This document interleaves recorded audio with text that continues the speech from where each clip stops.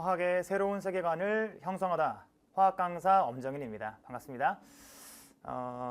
오늘 드디어 첫 수업이죠. 그래서 제가 정말 한 걸음에 달려왔습니다. 너무 기대가 돼서 사실 거짓말이에요. 3시간 걸렸어요. 여기까지 오는데 너무 힘들었어요. 하지만 오늘 첫 수업이고 여러분들이 많이 기대하고 계셨을 것 같아서 제가 즐거운 마음으로 이 자리에 오늘 왔습니다. 일단 수업 시작하기 전에 오늘은 먼저 이 전문가의 개념 완성, 일반화학과 전공화학의 연결. 첫 수업 시작하기 전에 이제 제가 이 일반화학과 전공화학의 연결 오리엔테이션을 하려고 하는데 이거 꼭 들으셔야 됩니다. 왜냐하면 일반화학을 수업하는 이유에 대해서 아마 제 티처스 설명회를 보신 분들은 아시겠지만 그것도 안 보셨어요? 그 20분밖에 안 돼요. 빨리 보고 오세요. 정말 그 알짜배기만 하면 15분도 안 돼요. 2배속으로 하면 7분 30초. 그거 빨리 듣고 오세요. 그래야 제가 왜 이 강의를 하는지 압니다. 그거를 그냥 저 멋지쓰라고 찍은 게 아니에요. 심심해서 찍은 게 아니라니까요. 없는 시간 다 쪼개가지고 우리 교수님들, 우리 예비 교사님들을 위해서 우리가 한 거니까 그 부분은 잘 보셔야 돼요. 알겠죠? 너무 잔소리 했나요? 아무튼 보셔야 될 게 있으니까 순서라는 게 있잖아요. 그죠? 그래서 그거 보고 오시면 아마 좀 더 빠르게 이해가 되실 겁니다. 여튼 이 일반화학에서 제가 어떻게 수업할 것이냐 이걸 먼저 말씀을 좀 드릴게요. 일단 딱 3가지 말씀드리겠습니다. 3가지, 딱 3가지. 제가 몇 가지 질문을 좀 드릴 텐데 그거에 대해서 한번 대답을 한번 해보세요. 하실 수 있을 것 같은데 한번 해봐요. 일단 첫 번째는 일반화학, 그러니까 화학이라는 건 절대로 영단어처럼 그 1대1 대응으로 외우면 안 됩니다. 그쵸? 외우면 안 돼요. 여러분 이온화 에너지가 뭔지 아시죠? 무기화학에서 나오잖아요. 그죠? 이온화 에너지. 기체 상태의 금속에서 전자 1몰을 떼어낼 때 필요한 에너지다. 그게 흡열 반응인가요? 발열 반응인가요? 아니면 예외가 있습니까? 반드시 흡열 반응입니다. 반드시 흡열 반응입니다. 두 번째, 전자 친화도. 우리 수능에서는 전자 친화도는 안 나오는데 일반화학에서 전자 친화도까지 나옵니다. 전자 친화도가 뭐죠? 전자 친화도가? 그래요. 대답 못했어요? 그러면 이 수업 들어야 돼요. 왜냐하면 전자 친화도라는 것은 전자를 받을 때 그 원자가 얼마나 안정해지느냐에 대한 개념이에요. 그러면 전자를 받아요. 이온화 에너지는 전자 친화도는 전자를 받는 거예요. 이온화 에너지는 전자를 이렇게 빼는 거잖아요. 그럼 전자를 빼는 그 이온화 에너지랑 전자를 받는 전자 친화도는 서로 반대의 개념이고, 이온화 에너지가 반드시 흡열 반응이었으면 전자 친화도는 발열 반응이겠죠. 근데 전자 친화도가 무조건 발열 반응인가요? 또 그렇지는 않다는 거예요. 예외가 있다는 거죠. 우리가 나트륨 중성 원자의 이온화 에너지를 전자 친화도로 다른 말로 한번 불러보세요.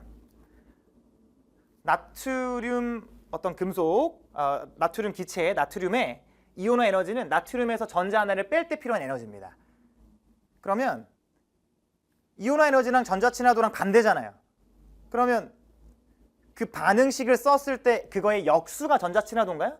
또 그건 아니라는 거예요. 주어가 바뀐다는 얘기입니다. 제가 첫 시간에서 하겠지만 나트륨의 이온화 에너지에서 방출되는 에너지의 절대값은 나트륨의 역반응, 그 이온화 에너지 역반응이 아니라 나트륨 플러스의 전자 친화도, 그 에너지의 절대값이랑 똑같은 거예요.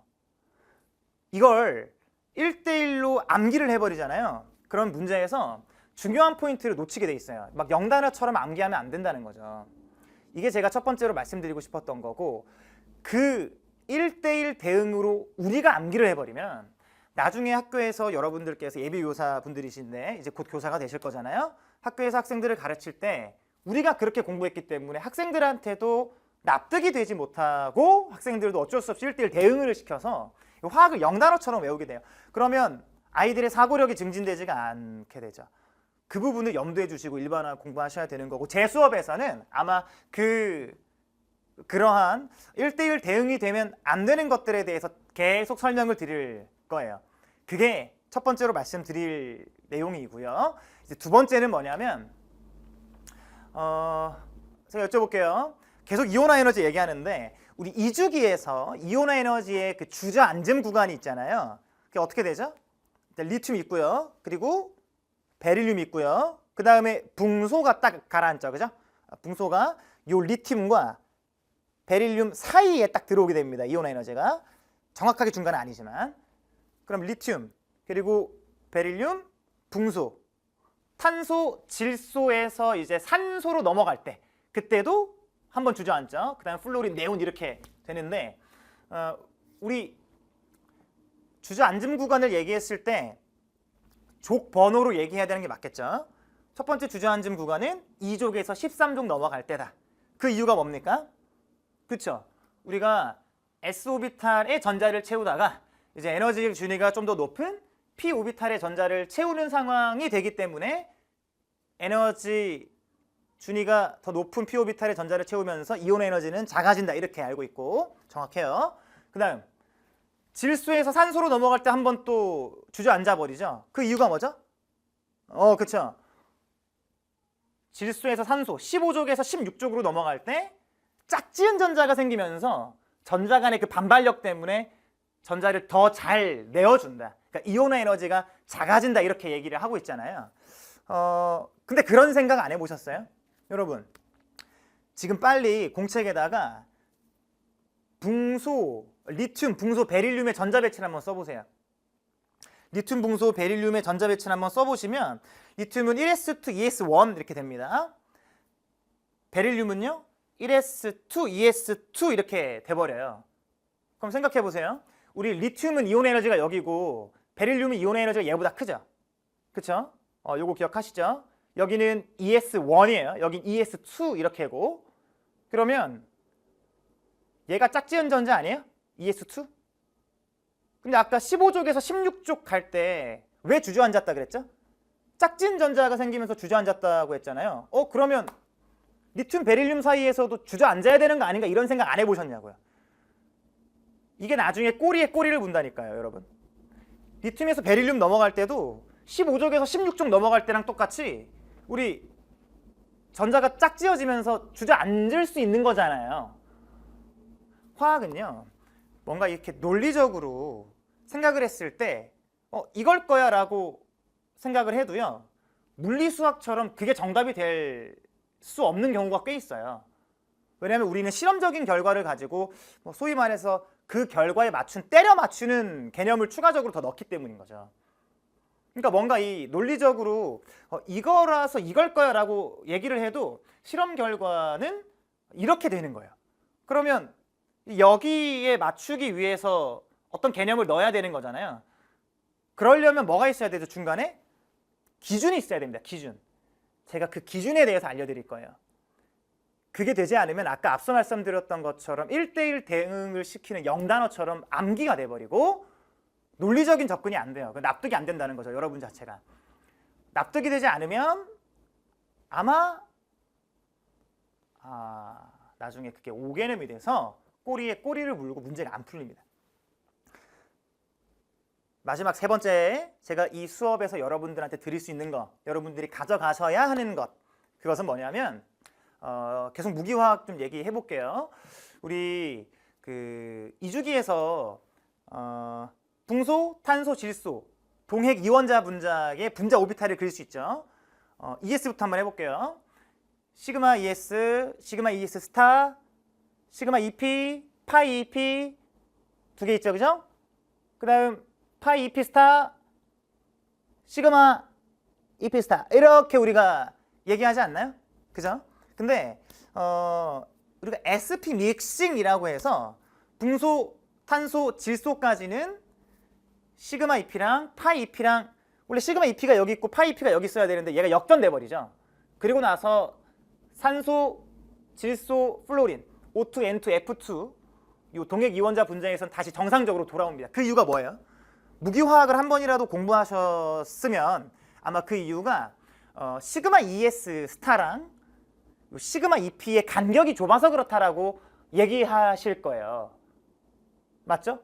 시그마 ES, 시그마 E 스타 그 위에 시그마 EP가 있는데 시그마 ES 스타랑 보이세요? 보이죠? 시그마 ES 스타랑 시그마 EP가 간격이 좁으니까 붕소, 탄소, 질소, B2, C2, N2까지는 이 간격이 좁아서 얘가 밀려나면서 그 사이에 파이 EP가 들어온다. 그래서 이 순서가 역전되는 거다. 파이 EP랑 시그마 EP가. 이렇게 알고 계실 텐데 그것도 맞는 말이긴 하거든요. 그런데 그렇게 해버리면 우리가 일반화학에서는 그 이유에 대해서 원래는 그게 정규화 상수도 쓰고 뭐 파동함수도 쓰면서 수식적으로 해석을 한번 해봐야 되는 거예요. 그런데 일반학에서부터 그렇게 공부를 해버리잖아요. 여러분들이 지금 알고 있는 그 역전되는 이유를 계속 그렇게 생각을 하고 계시면 나중에 무기화학, 제가 이제 전공 일반화학을 끝내고 무기화학 기출분석하면서 개념 설명을 일부 드릴 텐데 그때 왜 얘가 파동함수가 왜 서로 이렇게 크로스 되는지, 우리가 파동함수 이렇게 서로 크로스하는 부분이 있어요. 그 크로스 되는 부분, SP 믹싱할 때 왜 그게 크로스 되는지를 여러분들이 이해를 하지 못해요. 우리가 파동함수라고 하는 것이 이제 그 전자의 위치와 운동량을 확실하게 알 수 없기 때문에 도입된 개념이잖아요. 그 말은 이제 뭐냐면 오비탈이라는 개념을 추가적으로 배워야 된다는 얘기인데 그걸 할 겁니다.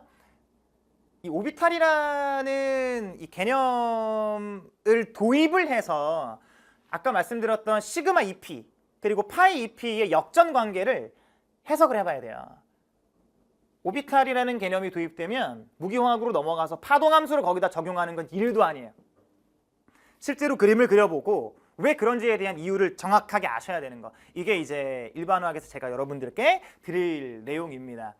아마 개강하고 나면 바로 완강으로 제가 할 수 있게끔 준비를 해드릴 건데 왜냐하면 이 일반화학 같은 경우는 여러분 빠르게 주파를 하셔야 돼요. 제 인터뷰 영상에도 있어요. 제가 그게 마음에 안 들어요. 잘못 찍었어 제가.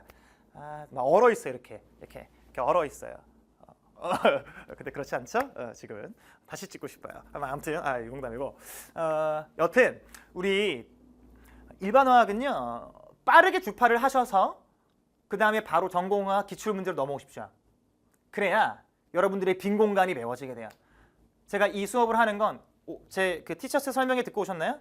제가 이 수업을 하는 것은 왜 수업을 한다고 했죠? 전공화학에서 여러분들이 빈 공간이 있기 때문에 그 부분을 메우려고.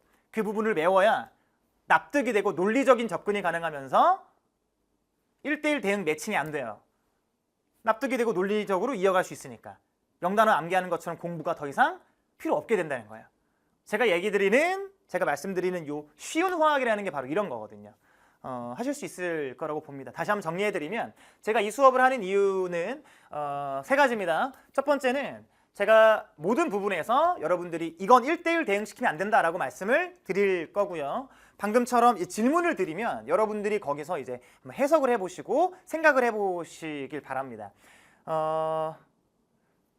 그리고 나서 화학은 여러 가지 예외가 있기 때문에 그 예외를 다 볼 수는 없지만 시험에 나오는 거 이 정도만 알으면 된다.